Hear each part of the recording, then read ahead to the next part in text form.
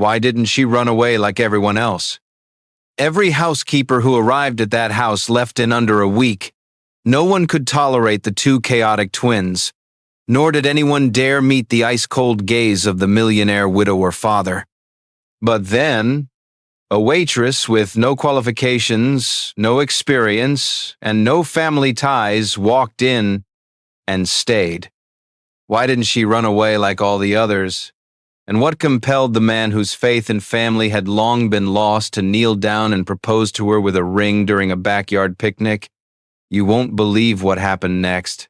Kayla Monroe didn't expect anything when she stepped out of Cincinnati, except to stop being called that stupid waitress on the night shift. She carried one suitcase with a few surviving belongings and many emotional scars that refused to heal. To her, Austin was just a question mark. Could someone who had been fired, was homeless, and had no family still deserve to be loved? The help wanted flyer was pinned to the bulletin board in the supermarket by her boarding house.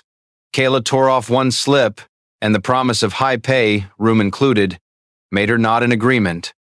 The Callahan house was an architectural marvel, like a set piece from a movie. Diagonal shafts of light reflected off the floor, making every step feel scrutinized. But the first thing Kayla saw wasn't the chandelier or the icy stone walls. It was a robotic vacuum cleaner tied to a poodle wearing a superhero costume being wielded as a bioweapon by two mischievous twins. The sofa had been transformed into a snowdrift, and the chandelier was swaying. Crash. Kayla barely had time to look up before it plummeted onto the Persian rug. She froze, unsure whether to run or kneel and pick up the glittering shards of glass strewn across the carpet like fragments of something greater. Finn turned, eyeing her warily as if she were the CFO.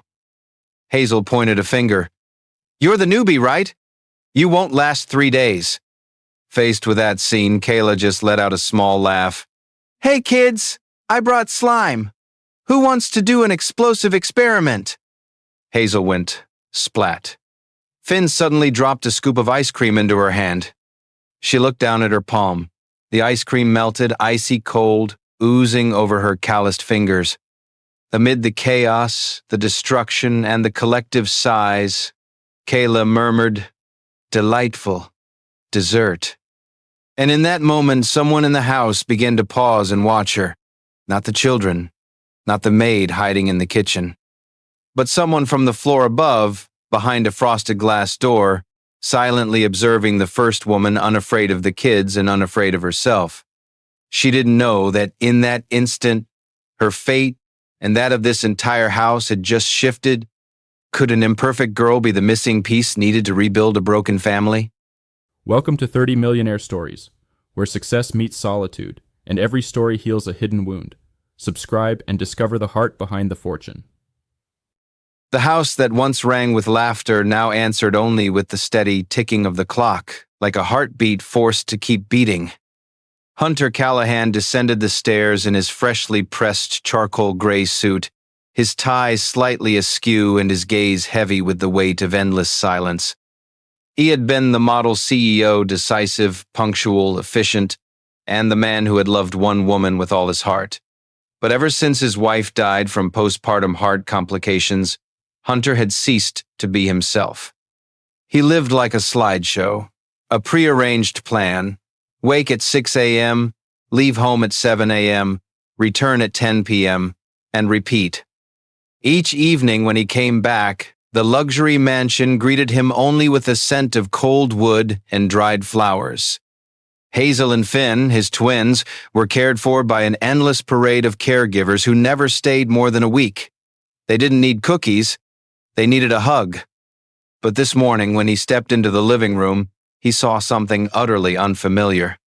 A young woman, her hair hastily tied up, her denim dress fraying at the seams, her shoes mismatched, was sitting on the floor with the children, using slime to teach them about density. That sticky, grimy goo had the twins laughing uproariously as if they'd just discovered magic. Finn, with glue dripping down his hand, called her Dr. Sticky. Hazel, her cheeks still dusted with baking soda, smiled without a single frown for the first time in months. Hunter froze. He said nothing, unwilling to shatter the moment. Then Kayla looked up and saw him. She rose her eyes from the spill of his morning coffee on the floor. In her hand was a tipped-over cup, her shirt smudged with neon green slime, yet her smile was unabashed. Her eyes shone bright, quietly observing him as if she were accustomed to seeing others' fatigue. "You look like you need an ice cream, an hour of sleep, and someone who isn't afraid of sweat," she said, addressing him as a father, not a CEO. Her light-hearted remark fell in the silent room like a pebble making ripples across a frozen lake. Hunter did not respond. He merely nodded and turned away. Yet his steps felt heavier than usual, as though something inside him had just clicked, something he had long refused to face. He was tired. Not of work, but of trying so hard to be a father, to be a strong man that he'd forgotten how to be human. That day, from upstairs, he kept watching her, not with a scrutinizing gaze, but with the look of someone seeking an unfamiliar yet genuine heartbeat. Kayla didn't know how to cut fruit into star shapes, nor did she follow the children's strict schedule. But she knew when to stay silent as Hazel bolted into the garden. She knew how to sit beside Finn without questions, simply placing a cold compress on his scraped knee. In one day she taught nothing, and yet taught everything. Her presence was unlike anyone's before. Unplanned, off the books, not chosen from a perfect resume.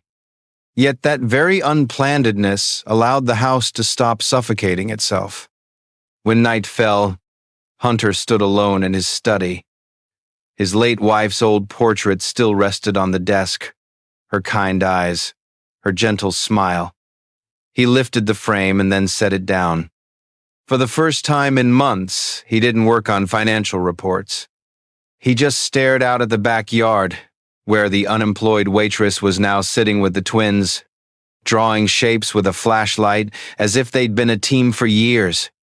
Hunter didn't believe in fate, but he was beginning to believe in something like a miracle, or maybe just slime.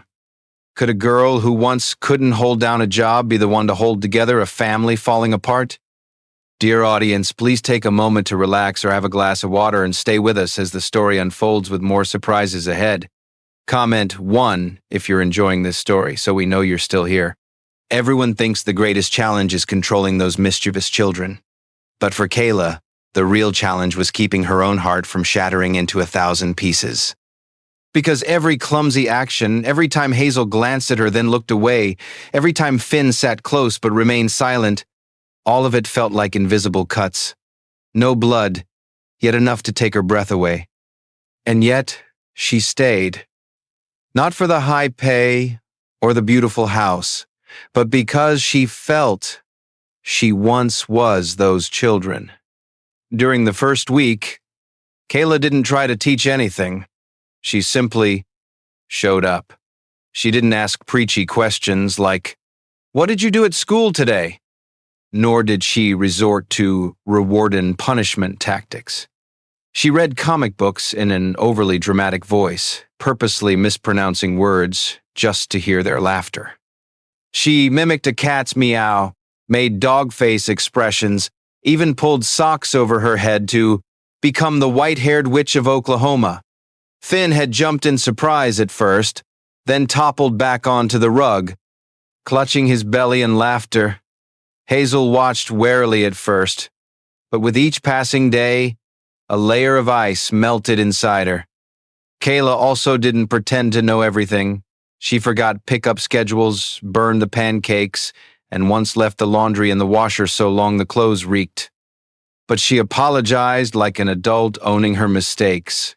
And that made the children believe, for the first time, that adults can be flawed, yet still worthy of trust.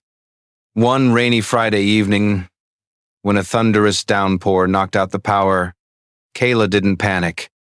She found an old battery-powered radio in Hunter's study, gathered the children under blankets, and lit a few small candles.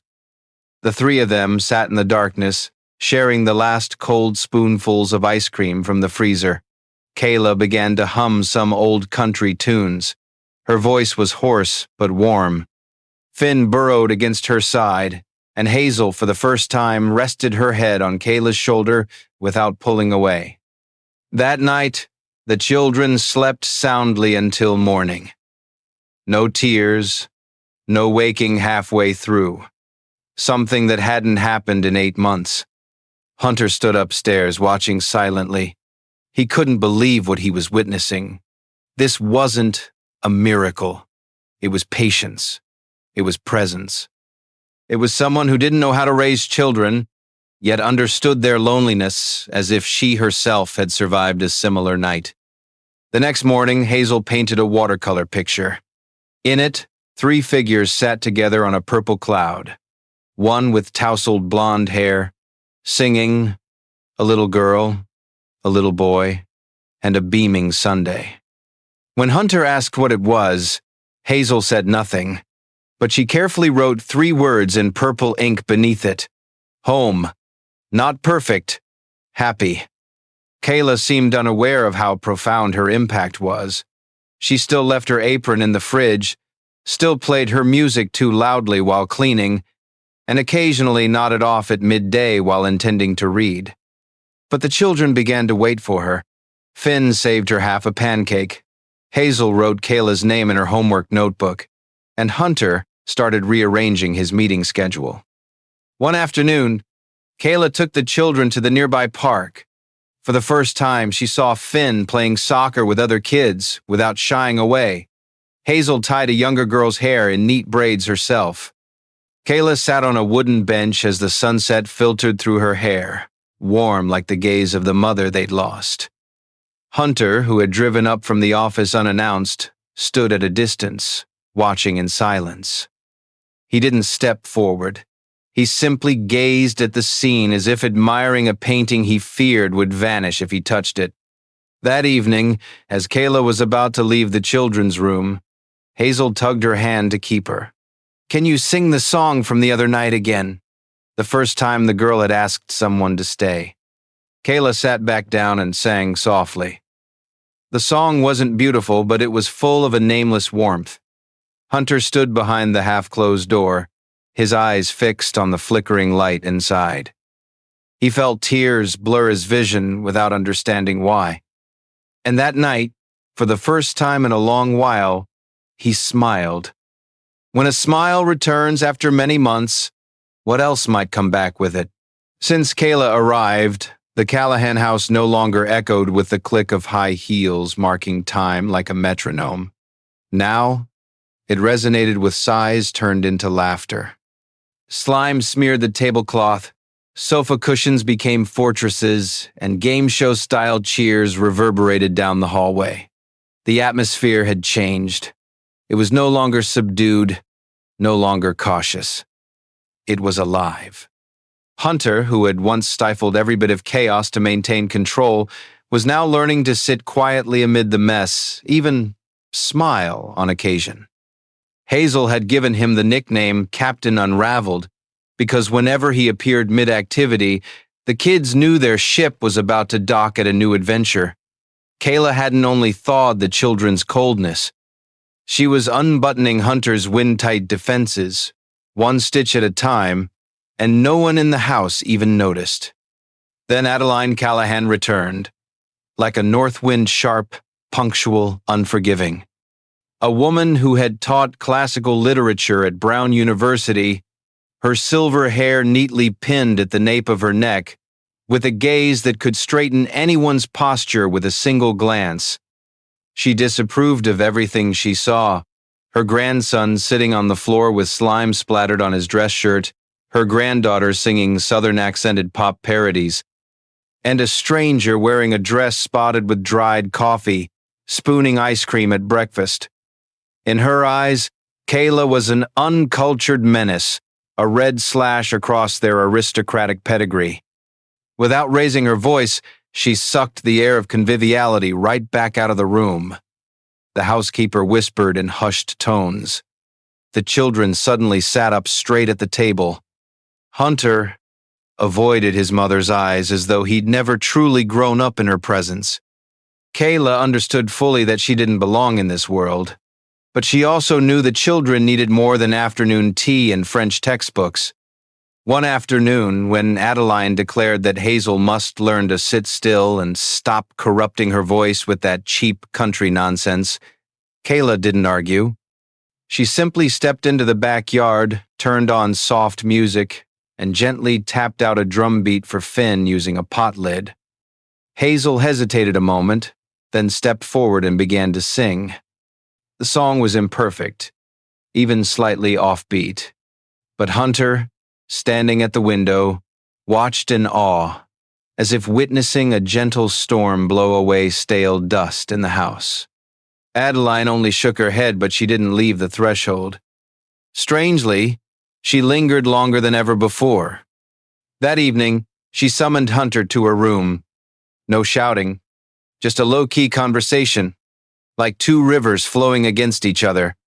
Hunter sat in silence, as his mother confessed that she'd once been unable to hold her son when Mr. Callahan died, for fear that showing softness would cause everything to collapse. In that moment, Hunter realized that parents sometimes teach the opposite of what they themselves need to learn. After that night, Adeline did not depart. She remained austere, yet began to join the children for breakfast. She asked Kayla about that sweet and spicy mess she'd concocted the day before. She straightened Finn's collar without a reprimand. And one afternoon she sat in the backyard holding a classic novel and handed it to Hazel to read. Kayla saw it all. She didn't beam with triumph or crow victory. She merely wiped her hands on her apron, returned to the kitchen, and carried on baking. Because sometimes, great transformations begin with something very small: showing up, quiet kindness, patience that needs no applause. One Sunday morning, just after Hunter poured his second pot of coffee, Adeline entered the kitchen without a single word of reproach. She laid a linen towel on the table and asked Kayla if she would like to try baking gingerbread cookies using her recipe. Though her tone remained measured, the way she handed Kayla an old apron once belonging to Hunter's mother made the kitchen air soften and warm. Kayla looked at her, momentarily speechless. She said nothing. She simply nodded, accepted the apron, and began kneading dough. That afternoon, the Callahan kitchen smelled of cinnamon, butter, and ginger. Hazel darted around the table, hopping and exclaiming, "Magic cookies!" Finn sat in his chair, munching on a cookie, eyes closed, as though savoring a sensation long forgotten, the feeling of unconditional love. As the atmosphere changed hue, could the bonds between these strangers truly blossom, or was it just a fleeting moment? Dear beloved audience, stay tuned for the next installment that will leave you in awe. Take a moment to like this video, subscribe, and leave a comment below telling me where you're watching from and what time it is for you. It's always exciting to see viewers joining us from all around the world. No one could have guessed that the first conflict between them would stem from something as simple as homework. Finn cried because he couldn't finish the alphabet in time. Hazel snapped because Kayla wouldn't let her stay up late to practice dancing. Hunter, still in full entrepreneur mode, stepped in and immediately managed the situation with a 15-minute schedule. Kayla looked at him, and for the first time, her voice cracked slightly. They're not projects. No raised voices. No tears. But after those words, the air grew as cold as an early October night. She took the day off, claiming she needed to visit her mother in Cincinnati. Hunter didn't stop her, he only nodded. He wasn't used to losing control, and even less used to the feeling of having grown so accustomed to someone's presence. She left, taking with her a small suitcase. That day, the house fell silent again, just as it had in the first weeks after the funeral. Breakfast was delivered, the country music vanished from the radio, and the children's room was devoid of laughter. But what Hunter hadn't anticipated was how bonded the twins had become. No longer withdrawing as before, Hazel and Finn launched an emergency operation. They used the iPad to video call her, sent 27 voice messages, drew pictures in an app and sent them off. One drawing showed her riding a dog. Another depicted Hunter carrying a bowl of soup while wearing a crown. In the final drawing, Hazel drew a giant heart with her hands and wrote 4 words inside. "Please come back." Kayla received those messages while standing in her mother's kitchen, a teacup in hand, her heart in knots. Her mother, whose salt and pepper hair was always accompanied by the joke, "You're the cutest mess ever born," simply looked at her and said, "Not every place calls you home, but if somewhere makes you miss it so much, don't let it go." Kayla returned the next morning, and when she stepped through the door, her heart clenched. The living room was messier than usual, pillows stacked into an archway, slime strewn like a petal-strewed aisle, and the twins dressed in party clothes standing on either side holding toilet paper rolls. "Welcome to the mock wedding," Hazel declared. Finn raised 2 paper roll crowns, one for Kayla, one for Hunter. Hunter, who excelled at planning for every scenario, froze as if struck by paralysis. But faced with their innocent excitement, he couldn't say no. He walked forward and placed a crown on his head and helped Kayla don hers. No music, no guests, only children's laughter and morning light filtering through the curtains. At the pillow altar, Hazel officiated as minister, while Finn served as ring bearer, presenting 2 marshmallows tied with red ribbon. Kayla laughed and looked at Hunter as though she'd never seen him like this before, tense, yet somehow endearing. Then, unexpectedly, Hunter spoke. No script, no corporate logic, no standard protocol. "I love you," in a completely illogical way that follows no business process. Kayla held her breath, unsure if this was still a game or heartfelt truth. Then she replied, her voice light yet surprisingly sincere. "And I love you, even when all you drink is black coffee with no sugar." For a moment, they stood in silence. Their eyes met no barriers, no doubts, just an unspoken vow that needed no signature. The children applauded loudly, like confetti popping in celebration. Hunter looked at Kayla as if realizing, sometimes the truest things in life begin with what seems the most absurd: a stranger, a morning full of pillows, a love not in the plan. That afternoon, Kayla went into the kitchen to prepare dinner. Hunter entered without a word, simply grabbed 2 plates, and stood beside her. For the first time, they cooked together. She washed vegetables, he chopped onions. She accidentally spilled some water. He handed her a paper towel. No background music, played only the sound of knife on cutting board and the pot gently boiling. Yet between them, something finally found its name. After dinner, the family gathered to review the wedding photos. Hazel created a slide presentation. Finn narrated in a grown-up voice. When the slide showed Hunter and Kayla gazing at each other, still holding their crowns, they turned toward one another wordlessly. But in their eyes, there was something more than play. Would this budding affection go on when tomorrow an unspoken challenge waits just beyond the door? 3 weeks after the paper wedding, the Callahan household still carried the faint sweetness of something yet unnamed. Each morning, Kayla rose early to brew coffee not just for herself, but always with an extra cup of unsweetened black coffee placed beside Hunter's usual chair. Each afternoon, Finn and Hazel took turns racing to be the first to hug Kayla when her shift ended.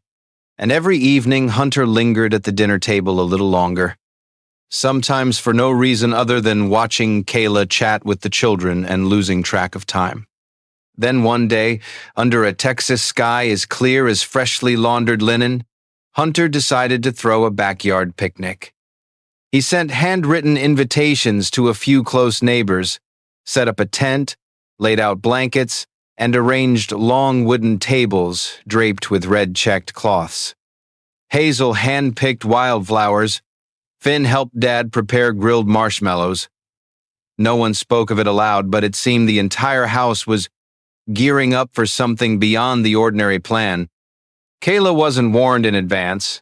Hunter only asked her to take Hazel outside to fetch more ice. When she returned, the scene unfolded like slow-motion cinema. In the glow of late afternoon, the grass carpet was strewn with wildflowers. On the tables sat Hazel's freshly baked cookies and sponge cakes from Grandma. And at the center stood Hunter Sleeves, rolled up on his white shirt, holding a small box, waiting. Finn and Max, the neighbor boy, stood on either side, each holding a hand-painted sign scrawled in childish letters. "Miss Kayla, will you say yes?" Silence fell. Only the wind and pounding hearts. Kayla stepped forward hesitantly, still clutching the bag of ice. But Hunter didn't wait. He rose, walked gently toward her, then knelt on the grassy lawn, the very spot where the children had once played with slime, where she had sung Hazel to sleep. He opened the little velvet box. Inside lay a simple silver ring, no frills, no flash, just one quiet, earnest look. "You have turned my home into chaos, but it's a chaos filled with love. Will you marry me?" No fireworks, no distant musical score, just a man who had long locked away his emotions, now opening his heart in front of everyone, and a woman who had grown used to being left behind, now given the right to stay. Kayla looked at Hunter, then around her, Hazel holding her breath, Finn raising his sign high. She set down the bag of ice, stepped forward, and nodded. No tears, only a smile. Then she offered her hand. The ring slipped over her knuckle and settled like a vow, needing no embellishment. The backyard erupted in applause and cheers. Hazel threw her arms around Kayla. Finn laughed with a joy he'd never known. Grandma Adeline stood behind them, silent but for the first time. Her eyes softened. That evening, the family shared the wedding cake Kayla had baked lemon sponge with uneven frosting but overflowing sweetness. Hunter watched Kayla chatting with neighbors, his hand brushing her back now and then, not to own her but to anchor himself. Kayla smiled more that night than she had in a long time. She lingered on the porch after everyone else had gone inside, tilting her face up to the warm breeze. There was something in her, a gentle gratitude that didn't blaze. The sense of safety she never believed she could have was arriving at last. One step, one laughter, one reassuring touch from the children no longer afraid of bedtime. Hunter came out behind her, placed a hand on her shoulder, and remained silent. No words were exchanged. Yet, in that hush, as dusk deepened, lay their truest promise. Before bedtime, Hazel whispered to Kayla, "Dad hasn't smiled like that since Mom was alive." Kayla said nothing. She simply stroked the girl's hair and hugged her a little tighter. But between the golden lights and laughter, one truth remained unspoken. Every love bears its cracks. And sometimes, just when things seem safest, is when the undercurrents begin to stir. They found each other amid the chaos, but can they hold on when old wounds resurface, quietly and at the most unexpected moment? After the wedding of gummy bears and balloons, the whole family sat in the backyard under the sunset, the April breeze drifting by as softly as freshly washed bedding. Hazel leaned her head on Kayla's shoulder. Finn chased soap bubbles floating from the bubble machine Hunter had placed in the corner. No one spoke, but every gaze was filled with what needed no words. This truly was a family not perfect, but real. Hunter looked at Kayla, for the first time not with the eyes of a manager or a worried father, but as a man seeing the future held gently in his hands. Kayla felt it, and her heart, long locked away behind years of defenses, brushed lightly against the safety she hadn't believed she'd ever know again. But when peace reaches its peak, life often presses the cut to next scene button. The next afternoon, a black SUV pulled up in front of the Callahan mansion. Hazel was coloring, Finn was learning to count, Kayla was in the kitchen preparing the children's favorite pudding when the doorbell rang long and urgent. Hunter opened the door, and standing there was Amelia. Amelia Hunter's ex-wife. The woman everyone thought had vanished in a sailing accident off Florida 2 years ago. But she was alive, and now she had returned. Kayla didn't catch the start of their conversation, but the expression on Hunter's face told her everything. This was no ordinary visit. Hazel and Finn ran out, and upon seeing their mother, froze in place. Then, as if pulled by an invisible thread, Hazel stepped forward. Finn hesitated, then followed. Kayla stood behind the kitchen curtain, her throat tightening as if someone were squeezing it. She had no right, no title, no promise. She was simply the one who came later. But her heart wouldn't listen to reason.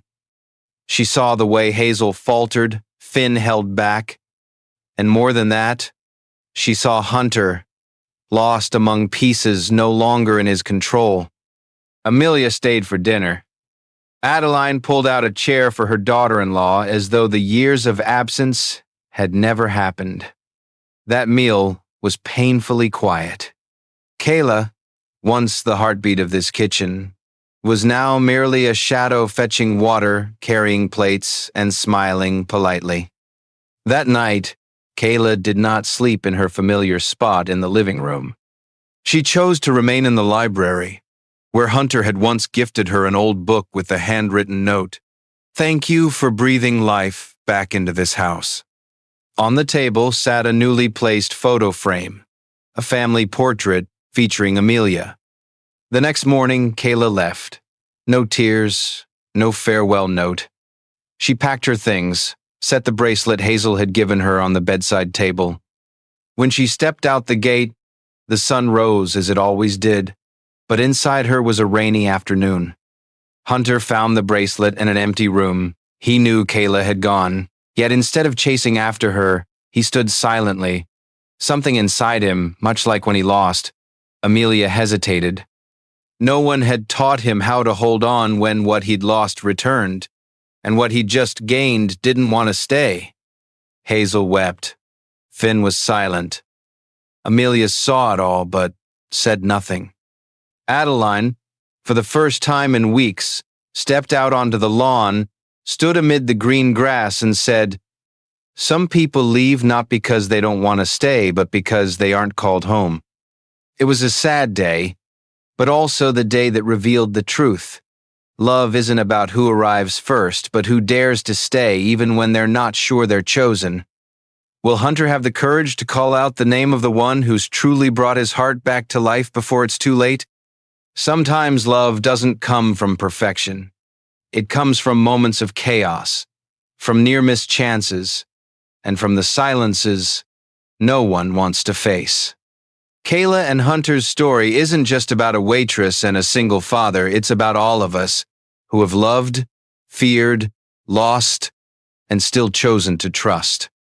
You see, the one truly meant for you isn't always the first to arrive, but the one who dares to stay even when things get most complicated.